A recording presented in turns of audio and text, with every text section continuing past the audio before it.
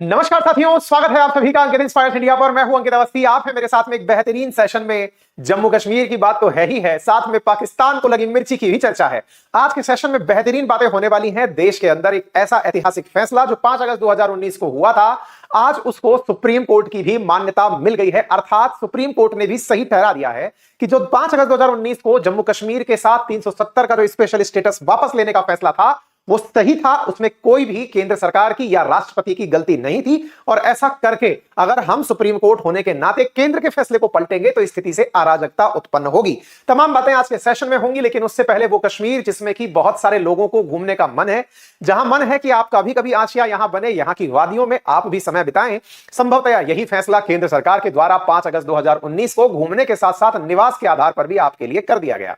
अब आप लोग देख लीजिए, पैसा वैसा कमाइए और जाकर के जगह रहने के लिए पूरी तरह से बंदोबस्त करिए। विस्तार से आज की कहानी पर चर्चा करेंगे। 370 पुनः चर्चा में है। हालांकि आप लोगों को इसका इतिहास पता होगा, लेकिन आज हम शुरू से लेकर अंत तक, लेके आजादी से अब तक की सारी कहानियों को आज के सेशन में आपसे डिटेल से चर्चा करेंगे। सुर्खी है कि India revoke special status for Kashmir, here is what it means. अंतरराष्ट्रीय सुर्खियां भी हैं, दुनिया भर में ट्रेंड पर आर्टिकल 370 सुप्रीम कोर्ट चल रहा है।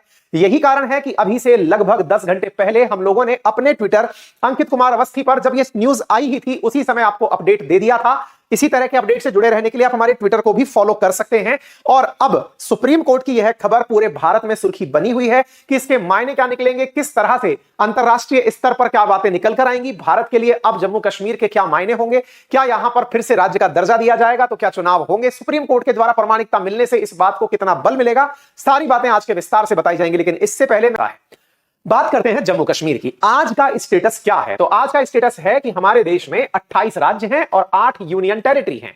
यह स्थिति चेंज कब हुई थी? यह स्थिति चेंज हुई थी 5 अगस्त 2019 को। बोले ऐसा क्या था? उस समय तक हमारे देश में 29 राज्य थे और 7 यूनियन टेरिटरी थी। 29 में से एक कम हुआ और उन्हें 2 यूनियन टेरिटरी के अंदर बदल दिया गया था। सॉरी, 6 यूनियन टेरिटरी थी, उनके अंदर से 2 यूनियन टेरिटरी और ऐड कर दी गई, जिनमें से एक का नाम जम्मू कश्मीर बना, एक का नाम लद्दाख बना। आज का जो आप मैप देखते हैं उसमें जम्मू कश्मीर और लद्दाख आपको यहां पर विजिबल हो रहे हैं। ये जम्मू कश्मीर और लद्दाख का जो मैप आज वर्तमान में देख रहे हैं, ये इंडिया की आज की स्थिति है। लेकिन यहां तक कैसे पहुंचे, इसके लिए थोड़ा सा इतिहास जान लेते हैं। देखिए, इतिहास कुछ इस प्रकार से है। जब अंग्रेजों से भारत की आजादी की मांग की जा रही थी, उस समय कांग्रेस, एक बहुत बड़ी पार्टी देश के अंदर, उस देश की आजादी से पहले नेशनल कांग्रेस के द्वारा जो प्रयास किए गए, जिसमें गांधी जी, नेहरू जी, पटेल साहब जैसे बड़े नेता थे, देश की आजादी के लिए संघर्ष कर रहे थे। उसी समय मुस्लिम लीग नाम की एक पार्टी और थी, जिन्ना के नेतृत्व में चल रही थी, और वो धर्म के नाम पर अपने एक अलग देश की मांग कर रही थी। अंग्रेजों के द्वारा ये जब देखा गया कि भारत में नए देश की मांग हो रही है, तो उन्होंने माउंटबेटन को इंडिया भेजा। माउंटबेटन इंडिया आए और 3 जून को आकर के उन्होंने देश के विभाजन का प्रस्ताव रखा। भारत के अंदर तत्कालीन 562 रियासतों से कहा गया कि यदि आप चाहें तो भारत में रह सकते हैं, नहीं तो जो धर्म के आधार पर नया देश पाकिस्तान बन रहा है आप उसमें जा सकते हैं, या फिर आप स्वतंत्र रहते हुए ब्रिटिश शासन में अपनी आस्था व्यक्त कर सकते हैं। यानी कि ब्रिटिशर्स ने भारत को इस प्रकार से खंड में बांटने का प्रयास किया कि तुमको जैसे रहना है वैसे रह सकते हो, कोई बात नहीं साहब। 15 अगस्त 1947 को भारत आजाद हुआ और उस समय 559 रियासतों ने भारत के प्रति अपनी आस्था व्यक्त की। 3 रियासतें थी, जम्मू कश्मीर, जूनागढ़ और हैदराबाद। इन्होंने कहा कि नहीं, हम विलय नहीं होंगे, भारत के साथ विलय नहीं होंगे। उनमें से आज की जो हम चर्चा है, हालांकि हैदराबाद को पुलिस एक्शन के द्वारा, जूनागढ़ को जनमत संग्रह के द्वारा और जम्मू कश्मीर का विलय पत्र वहां के राजा हरि सिंह के हस्ताक्षर के द्वारा किया गया। इनमें से आज की जो चर्चा है वो जम्मू कश्मीर पर है। 15 अगस्त 1947 को जब भारत आजाद हुआ, उस समय जम्मू कश्मीर भारत के साथ नहीं मिला हुआ था। उसने राज्य में विलय करने से इनकार कर दिया था कि हम नहीं विलय कर पाएंगे। 15 अगस्त की अपडेट है कि विलय नहीं कर पाएंगे, और न्यूज आप देखते हैं अक्टूबर 28, 1947 की। अगस्त से सितंबर निकला और सितंबर के बाद अक्टूबर पहुंचा। मात्र 2 महीने और 11 दिन के भीतर या 13 दिन के भीतर भीतर जम्मू कश्मीर की खबर बनती है कि कश्मीर एसीड्स टू इंडिया, यानी जम्मू कश्मीर जो है वो किसको मिल गया है? इंडिया को मिल गया है। यह खबर छपती है हिंदुस्तान टाइम्स में। तो इस 2 महीने में क्या हुआ? अब 2 महीने में क्या हुआ वो भी जान लेते हैं। देखिए क्या हुआ, जब देश आजाद हुआ तो नेहरू जी को एक खबर पता चली कि पाकिस्तान में इस बात को लेकर बड़ा मलाल है कि Muslim majority state Jammu Kashmir वो पाकिस्तान में मर्ज नहीं हुआ है, क्योंकि वहां का राजा हरि सिंह एक हिंदू था। और उसने कहा कि मैं अपनी इंडिविजुअल आइडेंटिटी लेकर चलूंगा, ना मैं पाकिस्तान में जाऊंगा ना मैं हिंदुस्तान में जाऊंगा, सबसे बढ़िया संबंध रखूंगा। अंग्रेजों ने 3 जून की योजना में यह कह दिया था कि मैं स्वतंत्र रह सकता हूं, तो मैं स्वतंत्र ही रहूंगा। हमने कहा ठीक है, तुम्हारी मर्जी, तुम्हें स्वतंत्र रहना है, रहो। लेकिन नेहरू जी को एक इनपुट मिल चुका था सिक्योरिटी एजेंसी से कि पाकिस्तान तैयारी कर रहा है जम्मू कश्मीर को जबरन अपने में मिलाने की, क्योंकि वहां मेजॉरिटी मुस्लिम थे और उनको अगर अपने में मिला लिया गया तो वो लोग एक मुस्लिम राष्ट्र में आकर खुश होंगे, ऐसा कहकर उन्होंने अपने लेवल पर काम शुरू कर दिया। ये इनपुट जब पता चला तो पटेल साहब को तैयार किया गया कि आप तैयारी रखिए, अगर कोई भी काम हुआ तो अपन लोग एग्जैक्टली एक्शन लेंगे, लेकिन अभी फिलहाल हमारा कोई भी उसके साथ वास्ता नहीं है। कोई बात नहीं साहब। खबर आती है 24 अक्टूबर को कि पाकिस्तान ने ट्रक में भर के लगभग 5000 कबायलियों को, असल में वो पाकिस्तानी सेना के जवान थे, उन्हें वहां से कश्मीर पर हमला करने के लिए भेज दिया गया। पाकिस्तान ने अपनी तरफ से 5000 से अधिक कबायलियों को यहां भेज दिया गया कि ये लोग वहां पर घुसे हैं आम जनता बनकर, जो चाहते हैं कि कश्मीर जो है वो पाकिस्तान में मिले। यह खबर जब हरि सिंह को पता चली कि उनके ऊपर हमला हो गया है पाकिस्तान से, वो सीधे भारत के संपर्क में आए और भारत के साथ कहा कि हम आपके साथ मिलना चाहते हैं, आप हमें अपने में मिला लीजिए, हम पाकिस्तान में नहीं जाएंगे। भारत ने कहा मिलने की कंडीशन एक है, ऑन पेपर ये लिखित में दो कि तुम हमारे साथ हो तभी हम सेना भेजेंगे, हम ऐसे ही सेना नहीं भेज देंगे कि तुम्हारी सहायता के लिए सेना हम भेज दें और बाकी तुम अपना अलग देश का स्टेटस एंजॉय करो, पहले कहो कि हमसे मिलोगे। बोले हाँ मैं मिलने को तैयार हूं। ठीक है साहब। 28 अक्टूबर को कश्मीर ने भारत से विलय पत्र पर हस्ताक्षर कर दिए कि हम आपके साथ मिल रहे हैं।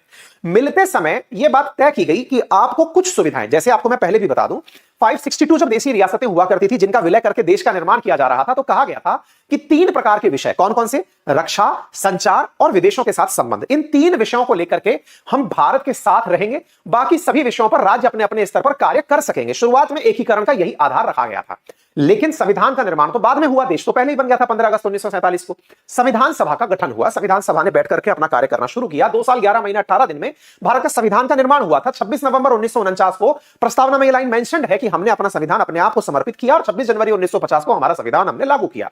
हालांकि 26 नवंबर 1949 को हमारे संविधान में दिए गए आर्टिकल्स में से 16 आर्टिकल 26 नवंबर 1949 को ही लागू हो गए थे। ये एक अलग पार्ट है, लेकिन इसके साथ में कुछ तथ्य जानते हैं। अब जब हरि सिंह जी ने विलय पत्र पर हस्ताक्षर कर दिए कि भारतीय सेना जाएगी, कबायलियों से लड़ाई लड़ेगी, हमने कहा ठीक है भेज देंगे आप हमारी सेना। हमने अपनी सेना भेज दी, हमारी सेना गई और उनको पीछे खदेड़ना शुरू कर दी। 31 दिसंबर 1948 को जंग खत्म हुई, यानी कि लंबी जंग चली। आप सोचिए 28 अक्टूबर से लेकर के एक अगला पूरा साल निकल गया, 31 दिसंबर 1948 तक जंग चली और उस जंग में जम्मू कश्मीर का 2/3 हिस्सा भारत के पास और 1/3 हिस्सा पाकिस्तान ने कब्जा कर लिया। इसके पीछे की भी एक बड़ी स्टोरी है कि नेहरू जी इस मामले को यूएन में लेकर चले गए, जबकि हम इस चीज को जीत रहे थे। हाल ही में अमित शाह जी द्वारा इस मुद्दे को उठाया भी गया कि हम अगर उसी समय इन्हें धकेलते हुए पीछे ले जाते तो पूरा जम्मू कश्मीर हमारा होता, लेकिन भारत ने अपनी अति आस्था यूएन में व्यक्त कर दी और यूएन ने स्टेटस को दे दिया, जैसा है वैसे बने रहो, और हम लोग वहीं की वहीं रखे रह गए। खैर, फिलहाल के लिए अब मुद्दा यह बनकर आता है कि फिलहाल हमारे पास 2/3 जम्मू कश्मीर है, लेकिन पूरे का हमारे पास ऑन पेपर राइट है। जिस हरि सिंह के दस्तावेज के आधार पर हमने इसको अपना बनाया है, उसी के दस्तावेज के आधार पर यह हिस्सा भी हमारा है। फिलहाल हम इस पर वापस लौटते हैं। अब यह दौर जब पूरी तरह युद्ध से शांत हुआ, लेकिन उसी समय दिल्ली में बैठी हुई संविधान सभा संविधान का निर्माण कर रही थी। संविधान सभा के अंदर निरंतर नई नई बहसें हो रही थी, नए नए कानूनों के ऊपर चर्चा हो रही थी, नए आर्टिकल्स पर चर्चा हो रही थी। 31 दिसंबर यानी 1948 पूरा जा चुका था, 1949 आ चुका था। अब कुछ ही महीने बाकी थे संविधान के निर्माण में, यानी 2 साल 11 महीने में से 2 साल कंप्लीट संविधान निर्माण के पूरे हो चुके थे। अब महज कुछ दिन बाकी थे। इस समय जाकर थोड़ी शांति जम्मू कश्मीर के मामले पर हमें मिली, लेकिन फिर भी अब जम्मू कश्मीर को जब हमने शामिल किया तो उसके हिसाब से भी कुछ नए प्रावधान जुड़ने चाहिए। इसी को ध्यान में रखते हुए, क्योंकि देखिए इंटरेस्टिंग बात समझिएगा, जब देश आजाद हुआ, आजादी के समय हमारे साथ में यह स्थिति थी कि संविधान सभा में कितने सांसद भेजे जाएं। तो संविधान सभा में जो सांसद भेजे गए उसमें जम्मू कश्मीर का कोई सांसद नहीं था शुरुआती तौर पे, लेकिन जब जम्मू कश्मीर मिल गया है तो भाई उनके लिए भी संविधान बनेगा, और संविधान बनेगा तो उनके सांसद भी भेजे जाएंगे। इसी आधार पर जुलाई 1949 में, विचार कीजिएगा, नवंबर 26 को तो हमने संविधान अपना लिया है, उससे पहले जुलाई के अंदर लगभग 3 महीने पहले हमने अपने संविधान सभा में शेख अब्दुल्ला, ये फारूक अब्दुल्ला के पिताजी शेख अब्दुल्ला, मिर्जा अफजल बेग, मोतीराम बागड़ा और मसूदी को संविधान सभा का हिस्सा बनाया कि आप लोग भी आ जाइए और अपने हिसाब से आपको संविधान में जो चाहिए वो मांग लीजिए। जब इनको बुलाया गया तो देखिए हमारे संविधान पर इतना बहस हो लिया था, अब एक नया हिस्सा हमारे देश में जुड़ा है, उसके हिसाब से अगर कोई नई चर्चा होनी है तो तत्कालीन रूप से एक प्रावधान किया गया, और वो प्रावधान ये था कि देखिए संविधान तो ऑलमोस्ट अब रेडी स्थिति में जा रहा है, आपके लिए हम एक सुविधा कर देते हैं। जैसे हमने सबसे कहा था देश के एकीकरण के समय कि रक्षा, विदेशी संबंध और संचार, ऐसा नहीं है कि ये हमने जम्मू कश्मीर से कहा था, हमने सभी रियासतों से कहा था, लेकिन रियासतों के प्रतिनिधि जब हमारे पास आए, सारे देश के प्रतिनिधि हमारे पास आए, संविधान सभा बनी, तो हमने सबके लिए कानून बनाए। साथ भी अनुसूची के अंदर हमने विषयों का बंटवारा किया, केंद्र के पास ये विषय, राज्य के पास ये विषय, समवर्ती सूची में ये विषय, इस प्रकार से विषयों को रखा गया था। ठीक है साहब। अनुच्छेद 370 नाम से इनको एक आर्टिकल दिया गया और कहा देखिए फिलहाल के लिए कुछ प्रमुख चीजें तो हम अपने पास रख लेते हैं, बाकी आपको हम टेम्परेरी रूप से कुछ पावर दे देते हैं, जिसके तहत आप अपने लिए आवश्यक जो भी चीजें हो एक अपनी संविधान सभा बना लो और उस संविधान सभा से जम्मू कश्मीर पर शासन की एक व्यवस्था तैयार कर लो। अब आप इस स्थिति को समझ सकते हैं। हमारा जब संविधान बन रहा था उस दौर में अंतिम पड़ाव पर जम्मू कश्मीर के प्रतिनिधि हमारे साथ जुड़े थे और जुड़ते ही उनके लिए एक नया उपबंध 370 के नाम से हमने मर्ज किया, एक तरह से समझिए एडिशनल चीज जोड़ी, और कहा गया 17 अक्टूबर को कि आर्टिकल 370 भारत के संविधान में शामिल हुआ है, जो जम्मू कश्मीर को विशेष राज्य का दर्जा देता है। आप इसको ऐसे समझिए कि अगर आप किसी बारात में जा रहे हैं या कोई बड़ा कार्य करने जा रहे हैं और उसमें अंत में कोई व्यक्ति आता है, तो आप उससे कहते हैं भैया सुनो, तुम्हारा साफा बाद में बांधेंगे, अभी तुम बारात में बैठ लो। बोले मैंने तो अभी ड्रेस तैयार नहीं करी, तैयार नहीं पहनी, कोई बात नहीं, तुम बैठ जाओ, रास्ते में चलते हुए कर लेना, तुम्हारे चक्कर में बारात डिले नहीं कर सकते। अब चलने दो, देश को चलाना है, हमें संविधान बनाकर देश को नया संविधान देना है, देश को चलाना है, ठीक है। इनको 370 पकड़ाया और इनसे कहा तुम अपने लिए कानून बना लो और फिर हमें बताते रहना, देश के साथ साथ हम चलाते रहेंगे। संविधान सभा का कार्य समाप्त हुआ, ये 370 पकड़कर बैठ गए, ठीक है साहब। इनको 370 में कुछ ताकतें मिल गई। क्या ताकतें मिल गई? इनसे कहा गया कि आपको स्पेशल स्टेटस दिया गया है, विशेष अधिकार प्राप्त है आपके राज्य को, जिसके अंदर आपकी स्टेट असेंबली अपना संविधान बना सकती है। इंटरेस्टिंग बात देखिए, संपूर्ण भारत ने अपना एक संविधान बनाया और जम्मू कश्मीर को कहा गया कि तुम अपना एक संविधान बनाकर बैठ जाओ साइड में, और अपने लिए अलग तरीके के कानून भी बना सकते हो। इतना ही नहीं, अपने जो रेजिडेंट्स हैं जम्मू कश्मीर में रहने वाले, उनकी नागरिकता का उपबंध भी कर सकते हो। जमीन को लेकर के और फंडामेंटल राइट्स को लेकर के भी आप अपना संविधान बना सकते हो। यानी एक देश के अंदर एक राज्य मिलता है, उस राज्य के नागरिकों की नागरिकता अलग, यानी जम्मू कश्मीर के राज्य के नागरिक के पास दो प्रकार की नागरिकता, भारत की भी और जम्मू कश्मीर की भी नागरिकता। उसके पास प्रॉपर्टी खरीदने का अधिकार, उसके फंडामेंटल राइट अलग, और तो और सिटीजन्स जो दूसरे राज्य के हैं वो आपके राज्य में कोई जमीन नहीं खरीद पाएंगे, आपके राज्य में जाकर के जमीन का खरीद फरोख्त नहीं कर पाएंगे। साथ ही साथ फाइनेंशियल इमरजेंसी, अगर देश में कभी वित्त की स्थिति खराब हो जाए तो वो जम्मू कश्मीर पर लागू नहीं होगी। इस प्रकार के स्पेशल प्रावधान आर्टिकल 370 के तहत दे दिए गए। यहां ये जो समझने की बात है ना, वो बहुत बड़ी ये है कि 370 चलते हुए सेशन के अंत में दिया गया प्रावधान था, शुरुआत से इसकी कोई चर्चा नहीं हो रही थी। संभवतः यह स्थिति अब आप लोगों को कवर हो जानी चाहिए, क्योंकि अब इसी पर चर्चा होगी। सुप्रीम कोर्ट ने इस विषय पर ही सबसे बड़ी बात कही है, ठीक है। जम्मू कश्मीर राजी हो गया। जम्मू कश्मीर ने 1951 में संविधान सभा का, खुद की संविधान सभा का गठन किया। 26 जनवरी 1950 को हमारा संविधान लागू हो गया, हम गणतंत्र बन गए। इन्होंने अपना संविधान सभा का गठन उसके बाद में किया, और भारत की संसद से पारित संविधान राज्य में लागू होंगे या नहीं, यह तय करने का फैसला किया कि देखिए, भारत की संविधान सभा ने जो संसद में फैसले किए हैं वो हम पर लागू होंगे या नहीं, ये हम डिसाइड करेंगे। कोई बात नहीं साहब, ये लोग अपने लेवल पर चलते रहे। हमारी संसद ने अनुच्छेद 35A 14 मई 1954 को और जोड़ दिया, जिसमें यह कहा गया कि जम्मू कश्मीर के स्थायी निवासियों को परिभाषित करने की जिम्मेदारी राज्य विधानसभा की होगी। यानी कि जम्मू कश्मीर खुद डिसाइड करेगा कि उसके यहां का नागरिक कौन है। साहब, ये भी एक एडिशनल शक्ति इनको मिल गई। 370 मिल गया, 35A मिल गया। 1957 में जाकर जम्मू कश्मीर की संविधान लागू हुई, यानी कि इन्होंने अपना संविधान बनाया और उसे लागू किया, और उसके बाद इन्होंने अपना संविधान सभा भी रद्द कर दिया। जैसे अपना संविधान सभा 26 जनवरी 1950 को कार्य करना समाप्त कर दी, इनका भी कार्य करना समाप्त कर दी। इसके तहत इन्होंने क्या क्या पावर ले ली? अपने आप को एक स्पेशल स्टेटस दे लिया, अपने नागरिकों को डुअल सिटीजनशिप दे ली, अपना अलग झंडा बना लिया, 360 को अप्लाई करने से इनकार कर दिया, माइनॉरिटीज को, चाहे वो हिंदू हो या सिख हो, उन्हें कोई रिजर्वेशन देने से इनकार कर दिया। भारत का नागरिक, क्योंकि भाई जम्मू कश्मीर ने तो अलग नागरिकता निकाल दी, तो भारत का नागरिक यहां पर जमीन नहीं खरीद सकता, यह प्रावधान कर दिया। राइट टू इंफॉर्मेशन एक्ट, जिसके माध्यम से आप पूरे देश में जानकारी प्राप्त कर सकते हैं, जम्मू कश्मीर पर अप्लाई नहीं होने दिया। साथ ही कहा कि इनके यहां की विधानसभा 6 साल तक चलेगी, 6 साल तक की विधानसभा का प्रावधान किया गया। साथ ही कहा कि यदि जम्मू कश्मीर की किसी महिला ने किसी बाहर के पुरुष से विवाह कर लिया तो उसकी राज्य की सिटीजनशिप समाप्त हो जाएगी। इस प्रकार से जम्मू कश्मीर की एक यूनिक आइडेंटिटी क्रिएट करने का प्रयास किया गया। पंचायती राज पूरे देश में आ गया, लेकिन यहां पर पंचायती राज को परमिशन नहीं मिली। साथ ही कहा गया कि भारत में पढ़ाने को लेकर राइट टू एजुकेशन हो सकता है, लेकिन भारत का कानून जम्मू कश्मीर में नहीं चलेगा। यह बात देश के नागरिकों को बहुत चुभी कि यार, हमारे देश में संसाधनों का उपयोग तुम सारा करो, हमारी सुविधाओं का उपयोग सारा करो, हमारे पेट्रोनेज में रहो, लेकिन हम तुम्हारा उपयोग नहीं कर सकते, हम तुम्हारे यहां नहीं जा सकते, हम तुम्हारे देश में, मतलब तुम्हारे राज्य में जाकर ऐसा फील करते हैं दूसरे देश में आ गए हो। यह कैसे संभव है? जनता के सेंटिमेंट्स को ध्यान में रखते हुए 370 के इन्हीं प्रावधानों के खिलाफ बहुत गुस्सा पनपा, तो इसी गुस्से को भाजपा ने, बीजेपी ने अपना चुनावी घोषणा पत्र में वादा बना दिया। चुनावी घोषणा पत्र में बीजेपी ने वर्ष 2014 में अपने मैनिफेस्टो में जहां राम मंदिर निर्माण पहली प्राथमिकता थी, वहीं पर अपनी दूसरी बड़ी प्राथमिकता में 370 को हटाना घोषित कर दिया कि अगर हम सत्ता में आए तो हम 370 हटा के मानेंगे। पहले राम मंदिर की बात कर लें तो राम मंदिर पे तो भैया रामलला विराजमान 22 जनवरी को होने जा रहे हैं, तो इनकी शर्त पहली वाली पूरी हो गई। 370 की बात थी, 14 से 19 तक बीजेपी का शासन रहा, लेकिन 370 पर कुछ नहीं हुआ। दूसरी बार जब बीजेपी आई, आते ही साहब सबसे पहला काम 5 अगस्त 2019 को जो किया गया वो कश्मीर के साथ स्पेशल स्टेटस को लेकर किया गया। मतलब सीधा था कि जो संविधान सभा ने 370 के तहत जम्मू को कश्मीर को जो पावर दी थी वो पावर रिवोक कर दी गई कि 370 जैसा कोई लफड़ा है ही नहीं, है ही नहीं। इसका मतलब यह हुआ कि हमारी संविधान सभा, अब क्वेश्चन सोचिए क्या क्या बनते हैं। पावर किसने दी थी? संविधान सभा ने पावर दी थी। तो संविधान सभा ने पावर दी थी, फिलहाल तो संविधान सभा है नहीं, तो फिर संविधान सभा नहीं है तो 370 लिया कैसे जा सकता है? पहला प्रश्न। अब इसका जवाब सुनिए।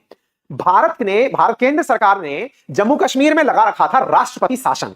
राष्ट्रपति शासन के तहत राष्ट्रपति ने केंद्र सरकार को अपने लेवल पर यह ट्रांसफर कर दी पावर कि संविधान सभा चूंकि अब नहीं है भारत में, इसलिए राष्ट्रपति जम्मू कश्मीर के संबंध में फैसला लेने की ताकत संसद को देती है, और संसद बोले तो केंद्र सरकार को देती है। क्लियर हो गया? तो कहने का मतलब यह हुआ कि इस पूरी प्रक्रिया में जो सवाल बने वो क्या क्या थे कि जब संविधान सभा नहीं है तो यह रिवोक कैसे हो सकता है? पहला प्रश्न। दूसरा, जब जम्मू कश्मीर के अंदर लेजिस्लेटिव असेंबली काम ही नहीं कर रही है तो राष्ट्रपति शासन के काल में क्या फिर 370 जैसी चीजों को हटाया जा सकता है? इन विषयों को लेकर के सुप्रीम कोर्ट में मांग उठनी ही थी। आपको यह बात यहां तक समझ में आ गई होगी। हुआ कैसे? अगस्त 2019 में केंद्र सरकार ने आर्टिकल 370 हटाकर जम्मू कश्मीर को विशेष राज्य का दर्जा छीन लिया और राज्य के अंदर 2 केंद्र शासित राज्य बना दिए, प्रदेश बना दिए, 2 केंद्र शासित प्रदेश बना दिए। सबसे पहले कोविंद जी के द्वारा एक आदेश जारी हुआ जिसके तहत संविधान सभा की सहमति के आर्टिकल 370 में बदलाव का अधिकार केंद्र को दे दिया। यानी कि यह पावर जो संविधान सभा के पास थी, अब वो केंद्र के पास पावर आ गई। जब संविधान सभा उन्हें 370 दे सकती है तो फिर 370 हटाने का पावर भी अब केंद्र के पास आ गया। पहला पॉइंट ये किया। इस बीच में और क्या चल रहा था? 5 अगस्त 2019 को सरकार ने आर्टिकल 370 को निष्क्रिय बनाने का रेजोल्यूशन राज्यसभा में पारित किया। 9 अगस्त को स्टेट रीऑर्गेनाइजेशन एक्ट पारित करके 2 केंद्र शासित प्रदेशों में बांट दिया। जैसे ही यह फैसला हुआ, इसके खिलाफ सुप्रीम कोर्ट में याचिकाएं दायर होना शुरू हो गई। 28 अगस्त को उस वक्त के चीफ जस्टिस होते थे रंजन गोगोई, उन्होंने 5 जजेस की संविधान पीठ बना दी। जब संवैधानिकता का प्रश्न हो तो संवैधानिक पीठ बनाई जाती है, संवैधानिक पीठ बना दी। अब यहां तक बात समझ में आ गई? ये तो फ्रंट पर चल रहा था। बैकग्राउंड में क्या चल रहा था वो बड़ा इंटरेस्टिंग है। क्या चल रहा था साहब? 5 अगस्त से पहले की तैयारियां सुने तो जानकर आपको गूज बम्स आने लगेंगे, लगेगा किसी फिल्म को देख रहे हैं या सुन रहे हैं। घटना है जुलाई 27, 2019 की, यानी कि 5 अगस्त से कुछ दिन पहले की। हुआ क्या? केंद्र सरकार के द्वारा 10,000 नए सैनिक जम्मू कश्मीर में भेज दिए जाते हैं। इंटरेस्टिंग कहानी है साथियों। 1 अगस्त को एडिशनल 28,000 सैनिक और भी जम्मू कश्मीर में भेज दिए जाते हैं। भाई साहब, जम्मू कश्मीर को कुछ नहीं पता चल रहा है कि हो क्या रहा है। लगातार नए सैनिक के नए सैनिक आते जा रहे हैं। इसी बीच में फारूक अब्दुल्ला घबराकर प्रधानमंत्री मोदी से मिलने आते हैं कि भैया चल क्या रहा है, जम्मू कश्मीर में आपने इतने सैनिक क्यों भेज दिए? अगस्त 2 होता है। पाकिस्तान के द्वारा एक माइन बिछाई गई है अमरनाथ यात्रा में, यह न्यूज ब्रोक की जाती है और अमरनाथ यात्रा को बीच में ही रोक दिया जाता है। सभी यात्रियों को यह कहकर वापस भेज दिया जाता है कि साहब पाकिस्तान आप पर हमला कर सकता है। अमरनाथ यात्रा जम्मू कश्मीर में जो होती है उसे रोक दिया जाता है। इसके बाद अगस्त 3 को 43 दिन से जो मशाइल यात्रा चल रही थी किश्तवाड़ा में, उसे रोक दिया जाता है। उमर अब्दुल्ला, इधर फारूक अब्दुल्ला मोदी से मिले हैं, उमर अब्दुल्ला जाकर के वहां के राज्यपाल से मिलते हैं, पूछते हैं कि हो क्या रहा है। इसी बीच में 6200 टूरिस्ट को रातों रात जम्मू कश्मीर से वापस निकलो, यहां से सभी टूरिस्ट वापस चलो। सोचो कश्मीर में क्या माहौल रहा होगा, विचार करो। जिस समय सारे टूरिस्ट को वहां से साफ करके हटाया जा रहा होगा, निकल लो सब लोग यहां से। लोगों में यह डर कि कहीं इंडिया अब पाकिस्तान पर चढ़ाई करने वाला तो नहीं है। पूरी तरह से सेना का जबरदस्त मोबिलाइजेशन यहां हो रहा है। इसी बीच में सेना के स्पोक पर्सन बाहर निकल के आते हैं और कहते हैं कि पाकिस्तान की बॉर्डर एक्शन टीम ने कुछ ऐसा 31 जुलाई को हमारे साथ किया है जिसके ऊपर कुछ उनके सैनिक मारे गए हैं, उन्हें हम वापस दे रहे हैं। लोगों ने अब तक भारत के कई किस्से सुन लिए थे, सरकार का तरीका जान लिया था, लोगों को लग रहा था कि कुछ बहुत बड़ा होने वाला है। इस बहुत बड़े के अंदर अगस्त 4 आती है। अगस्त 4 के अंदर पाकिस्तान से कहा जाता है कि वो अपने बैट सोल्जर्स की डेड बॉडीज वापस ले जाए, और इसी बीच में इरफान पठान समेत 100 क्रिकेटर्स से कहा जाता है कि आप जम्मू कश्मीर छोड़कर यहां से बाहर निकल जाइए। उमर अब्दुल्ला, महबूबा मुफ्ती और साजाद लोन को उनके घर के अंदर नजरबंद कर दिया जाता है। इंटरनेट, मोबाइल सर्विस सब सस्पेंड कर दी जाती है। 144 लागू कर दी जाती है और 5 अगस्त को राज्यसभा के अंदर प्रस्ताव रख दिया जाता है। ये इतना सरप्राइजिंग और टॉप नॉच सीक्रेट था कि ये किसी को भी पता नहीं चला। जस्ट लाइक कि मध्य प्रदेश में सीएम कौन बनेगा किसी को नहीं पता चला, एग्जैक्टली ऐसे ही जम्मू कश्मीर के अंदर से 5 अगस्त को क्या होगा किसी को नहीं पता था, कानो कान पार्टी तक को खबर नहीं, और अचानक एक बिल प्रस्तुत कर दिया जाता है कि अब जिसको विरोध करना है करते जाइए। सरकार ने एक फैसले से 890 सेंटर के लॉज एक ही बार में जम्मू कश्मीर में लागू कर दिए। यानी कि जिस तरह जम्मू कश्मीर में जाने से पहले इतना सोचना पड़ता था, 890 कानून एक ही बार में जम्मू कश्मीर में एंट्री कर गए। आरटीआई लगा तो आरटीई भी लगा। जम्मू कश्मीर की डुअल सिटीजनशिप हट गई और साथ ही साथ वहां पर एंट्री निर्बाध रूप से कर दी गई। उम्मीद है आप सभी साथियों को यह बात समझ में आ गई होगी। अगर यह कहानी समझ में आ रही है तो अब इसका विरोध सुनिए। जम्मू कश्मीर में रहने वाले नेताओं को यह गुमान था कि यह संभव ही नहीं है कि जम्मू कश्मीर से उसका स्पेशल स्टेटस लिया जा सके। इसी कारण से शाह फजल, जो कि कभी रैंक 1 आईएएस ऑफिसर थे, रैंक 1 पाए थे यूपीएससी के अंदर और आईएएस ऑफिसर थे, जिन्होंने रिजाइन करके हाल ही में नेता बने थे, वो अपने समेत कई याचिकाएं सुप्रीम कोर्ट में दायर कर दिए कि सरकार ऐसा फैसला नहीं कर सकती। सुप्रीम कोर्ट ने मार्च 2020 में इस बात को सुनने के लिए 5 जजेस की संवैधानिक पीठ बनाई और साथ में उन याचिकाओं को रद्द किया जिसमें यह कहा गया कि 7 जजेस की बेंच बनाई जाए। ठीक है साहब, इसी प्रकार से ये सारी चीजें चलती रही और राष्ट्रपति ने इस तरह का आदेश कैसे दे दिया केंद्र को, इसे भी बड़े मात्रा में चैलेंज अक्टूबर 2020 के अंदर किया गया। 14 दिसंबर 2022 को सीजेआई डीवाई चंद्रचूड़ और न्यायमूर्ति पीएस नरसिम्हा की पीठ ने एक बार फिर से 5 जजेस की पीठ बनवाकर सुनवाई की बात कही।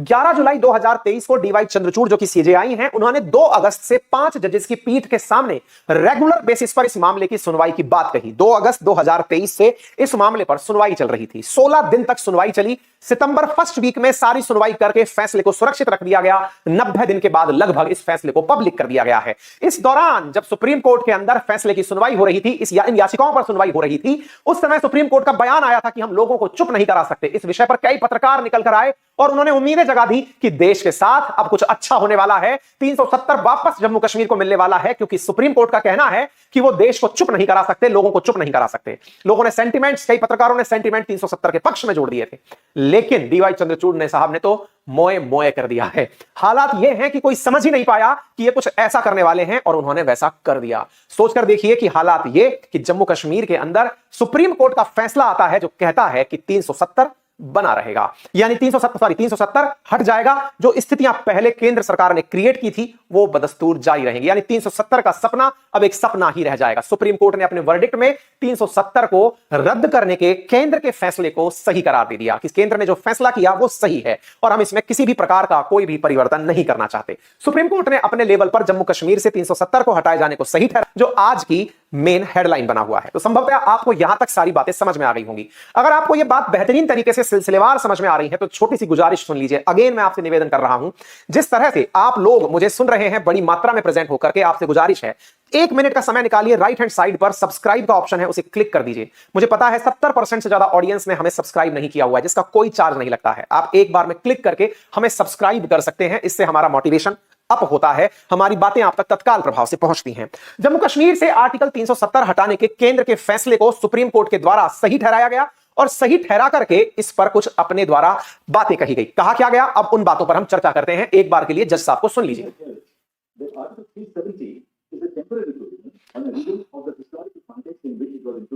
ये बहुत बड़ी बात इन्होंने बोली, एक बार फिर से सुनना चाहिए, मैं बोल देता हूं, संभवतः ये आवाज स्लो लग रही होगी। इन्होंने कहा कि 370 एक टेम्परेरी प्रोविजन था, उस टेम्परेरी प्रोविजन को हटाया जाना कोई गलत बात नहीं है, हमने ये बात समझी है। यानी यहां पर ये टेम्परेरी था, ये बात बहुत मायने रखती है। और ये बात क्यों मायने रखती है, क्योंकि मैंने जो आपको इतिहास बताया कि 370 कब दिया गया था, इसका मतलब शुरुआत से 370 की कहानी नहीं थी, यही बात इन्होंने बोली।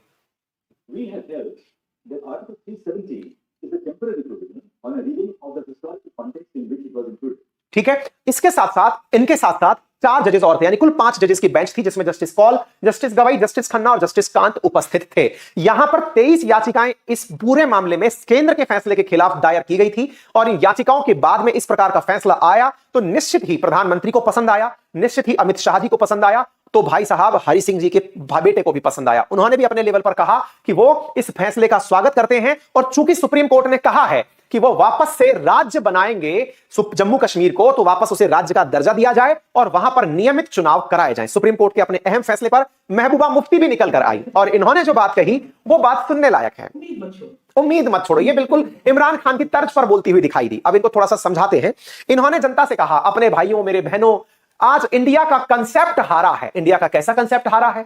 इंडिया वो था जिसमें हिंदू, मुस्लिम, सिख, ईसाई सब साथ मिलकर रहते थे। भारत के साथ हम मिले, हम मुस्लिम कंट्री होते हुए भी भारत के साथ मिले। ये तो ऐसे कह रही है जैसे हरि सिंह का उत्तराधिकारी ये थी। हरि सिंह मिला था मैडम, आप नहीं मिली थी, ठीक है? तो अगर हरि सिंह मिले थे तो वो इस आधार पर नहीं मिले थे। अब ऐसी स्थिति में ये लोगों को क्या भाषण दे रही हैं, जबकि हाउस अरेस्ट है। आज इंटरनेट बंद नहीं किया गया है। इंटरेस्टिंग बात देखिएगा, ये फैसला आया है लेकिन जम्मू कश्मीर में इंटरनेट बंद नहीं है। मैडम का वीडियो बाहर आ गया है।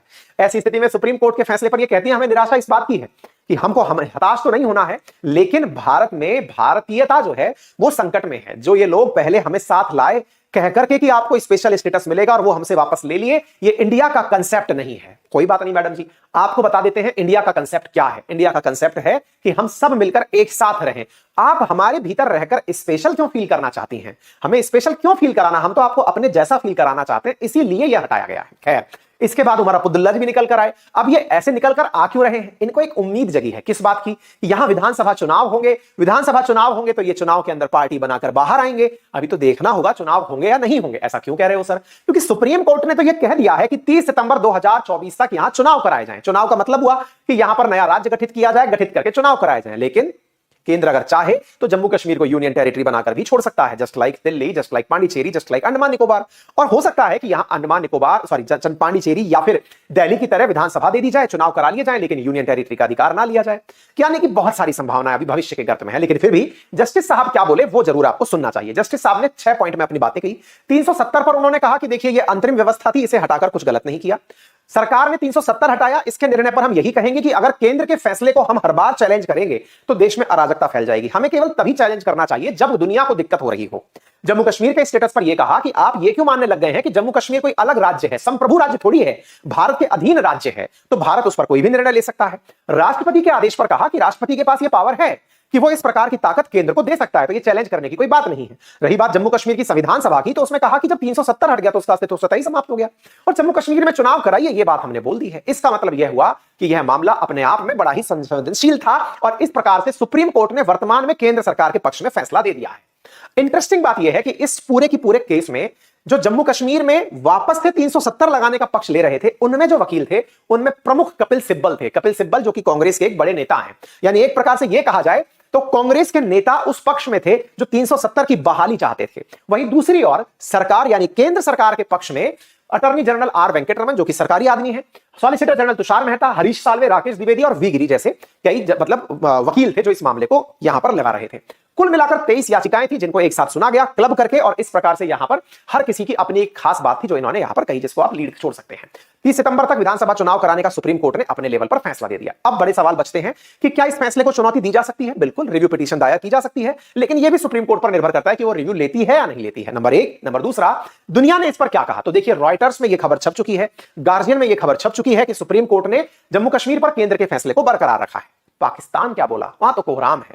पाकिस्तान ने कहा हम सुप्रीम कोर्ट के फैसले को नहीं मानते। बेटा, तुम्हें मानना भी नहीं चाहिए। अगर तुम मान लिए तो लोग यह समझेंगे कि तुम भारत का अंग बन गए हो, क्योंकि भारत का अंग इसलिए कह रहे हैं क्योंकि भारत के लोग भारत की सुप्रीम कोर्ट को माने। तुम क्या मानोगे भाई? तुम अलग देश हो ना, बने रहो। अगर मान लिए तो फिर जनता मान लेगी कि तुम हमारे अंडर में आ गए हो। बाकायदा पाकिस्तानियों ने प्रेस रिलीज जारी करी, अपनी तरफ से छाती पीटी। छाती पीटने पर इनके पुराने नेता, नए नेता सब निकल कर आए और अपनी तरफ से दर्द मनाकर चले गए। कुल मिलाकर बात यह है कि पाकिस्तानियों को मिर्ची लगी तो मैं क्या करूं।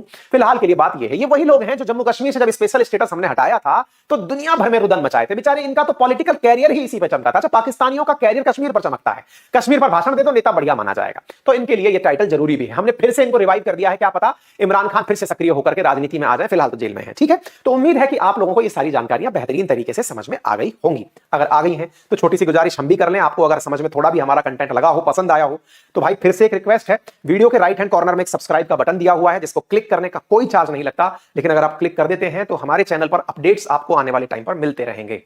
ठीक है, ये बात मैं इसलिए बोल रहा हूं क्योंकि 70% ऑडियंस हमारे YouTube लिसनर्स में से ने हमें सब्सक्राइब नहीं किया हुआ है। आपका सब्सक्राइब करना हमें मोटिवेशन देता है। Thank you so much.